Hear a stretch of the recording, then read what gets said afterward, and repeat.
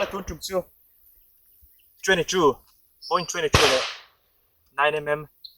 amu đang làm đàn anh sau đàn cái nên xin đồn thì là revolver của bài khi 22 mang anh à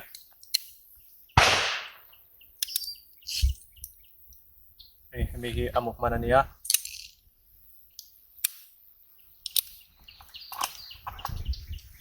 chưa hey về thùng chưa Glock 19 9mm mang anh à asilai zeri 9mm treo lệ 22 treo quay ngang lâu mấy thêm mà chút tiếng à đang làm đà nó sâu tục xuống là wa chỉ nóiให้มีฝักnhiều như cái chuyện tiếng chung mà ama sai nè số lại à có collabor từ đầu đến sau các cặp xin nga 22 các cặp xin mà sang à chỉ Mizo bắt khách số này mình các cặp đó nè 22 các cặp mà sang nhau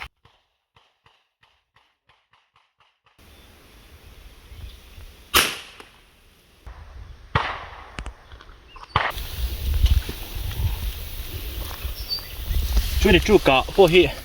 à theo nêu lâu khắp à chú nãy con hay là mà hiện tại lưu tin cái gì à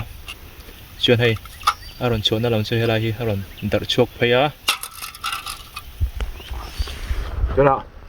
nãy này mình cà phê thùng này mình về thùng nó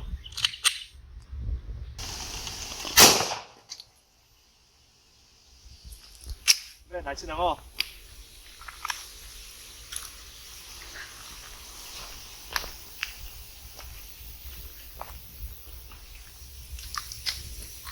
khơi làm nghề lùn à?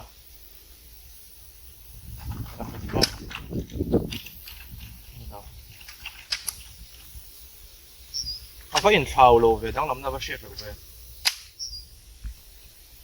Cái hi này em cái khai á lùn nó làm lên chỗ nó làm cái ship tiệm chiết lô về cái sao lô về.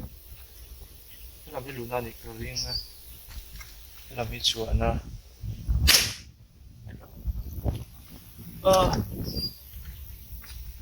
Có cô la kia này cho nên này em nu hoa lệ chuyện nu hoa ở bên xe sân lâu về đó là chuyện target đắng ta phải xin thua à hết thình bung hi cặp phải xin thua nghe cái nu hoa mình hết cả xin chia mấy đôi này hay nói lắm ạ hiện nay cái nu hoa nó vàng chung làm bằng đâu lấy cái cặp à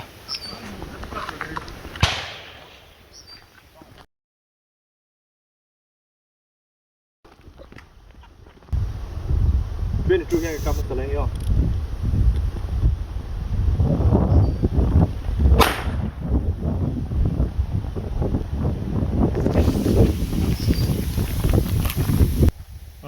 hay là những người làm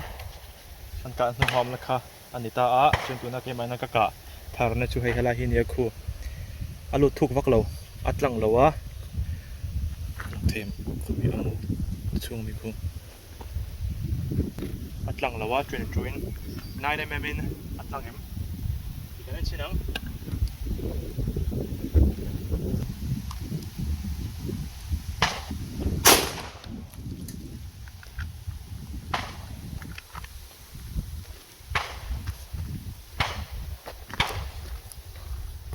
hiện trên chuyện chua cá na khá nia tuần hay này mình mà cá na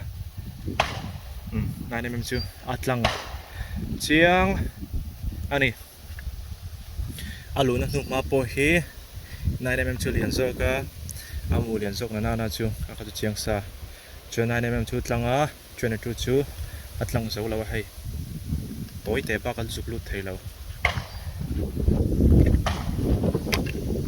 tiang fel thani e nai nem le 22.22 thau dan chu comment lama in ngai dan kami lo share ve don nia lo me